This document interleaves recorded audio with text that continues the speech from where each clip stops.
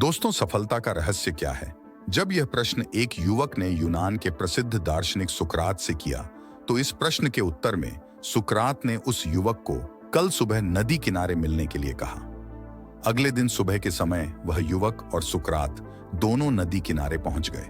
सुकरात ने नौजवान युवक से उनके साथ पानी में आगे बढ़ने को कहा। युवक सुकरात के साथ नदी में पानी की ओर बढ़ता चला गया। जब आगे बढ़ते बढ़ते पानी गले तक आ गया, तब अचानक सुकरात ने उस युवक का सिर पानी में डुबो दिया। नौजवान युवक अपना सिर बाहर निकालने के लिए छटपटाने लगा। सुकरात ताकतवर थे, इसलिए युवक का पानी से बाहर निकलने का हर प्रयास विफल होता जा रहा था। जब शरीर नीला पड़ने लगा, तब जाकर सुकरात ने उस युवक का सिर पानी से बाहर निकाला और बाहर निकलते ही जो काम नौजवान ने सबसे पहले किया वो था हांफते हुए जल्दी जल्दी सांस लेना। सुकरात ने उस युवक से पूछा, जब तुम्हारा सिर पानी के भीतर था तब तुम सबसे ज्यादा क्या चाहते थे? नौजवान युवक ने उत्तर दिया, सांस लेना। सुकरात ने कहा, बस यही सफलता का रहस्य है।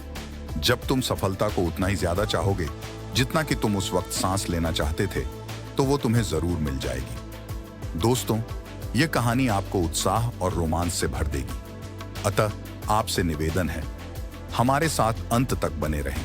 किसी समय की बात है, एक घने जंगल में एक नटखट परी रहती थी जिसका नाम था तितलिका। तितलिका बहुत ही चंचल और शरारती थी। उसकी शरारतों से जंगल के सारे जानवर और पक्षी हमेशा मुस्कुराते रहते थे।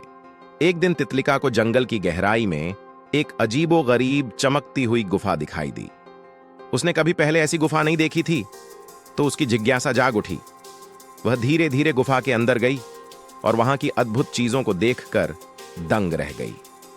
गुफा के दीवारों पर अनगिनत चमकते हुए रत्न जड़े थे और हर तरफ जादुई रोशनी फैल रही थी।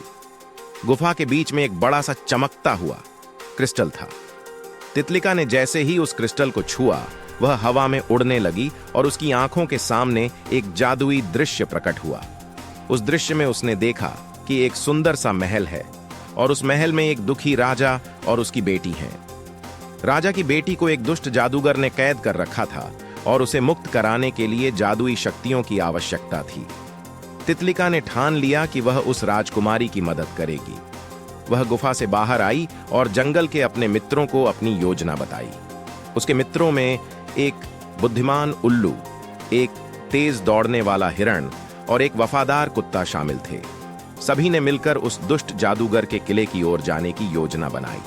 रात के समय जब जादूगर गहरी नींद में था, तितलिका और उसके मित्रों ने किले में प्रवेश किया। वे चुपके से राजकुमारी के कमरे तक पहुंचे। तितलिका ने अपने जादुई पंखों की शक्ति से दरवाजा खोला और राजकुमारी को मुक्त कर दिया। लेकिन तभी जादूगर जाग गया और उसने उन सभी को पकड़ने की कोशिश की। तितलिका ने अपनी चतुराई का परिचय देते हुए जादूगर को चकमा दिया और गुफा के क्रिस्टल की ओर भागी।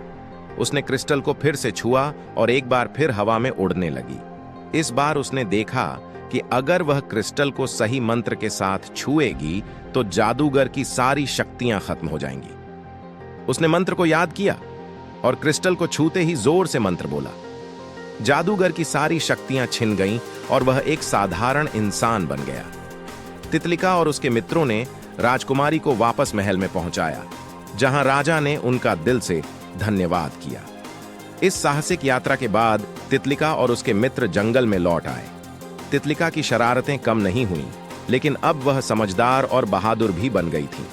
उसकी इस अद्भुत कहानी को सुनकर जंगल के सभी जीव उसे और भी प्यार करने लगे और इस तरह तितलिका की नटखट परी की कहानी हमेशा के लिए सभी के दिलों में बस गई। राजा ने तितलिका और उसके मित्रों के सम्मान में एक बड़ा उत्सव आयोजित किया। महल को सुंदर फूलों और रत्नों से सजाया गया और पूरे राज्य में खुशी की लहर दौड़ गई। उत्सव के दिन राजा ने तितलिका और उसके सभी मित्रों को विशेष पुरस्कारों से सम्मानित किया। तितलिका को एक जादुई हार मिला जिसमें अनंत शक्तियां थीं। हिरण को एक तेज दौड़ने वाले जूतों का जोड़ा दिया गया जिससे वह और भी तेज दौड़ सकता था। उल्लू को एक जादुई टोपी मिली जो उसे अदृश्य कर सकती थी और कुत्ते को एक ऐसा पट्टा मिला जिससे वह सभी जानवरों से बात कर सकता था। उत्सव के बाद तितलिका और उसके मित्र जंगल लौट आए। तितलिका ने गुफा का रहस्य अपने दोस्तों को बताया और उन्होंने तय किया कि गुफा की जादुई शक्तियों का उपयोग हमेशा भलाई के लिए करेंगे। उन्होंने गुफा को अपनी सुरक्षा और मदद के लिए एक विशेष स्थान बना लिया। एक दिन जंगल में एक नया संकट आ गया। एक विशालकाय दानव ने जंगल पर हमला कर दिया और सारे जीवों को डराने लगा। तितलिका ने तुरंत अपने मित्रों को इकट्ठा किया और गुफा की ओर भागी। उन्होंने गुफा के क्रिस्टल की सहायता से एक शक्तिशाली रक्षा मंत्र तैयार किया और उसे दानव पर प्रयोग किया। दानव की सारी शक्ति खत्म हो गई और वह भी एक साधारण प्राणी बन गया। तितलिका और उसके मित्रों ने जंगल को एक बार फिर बचा लिया।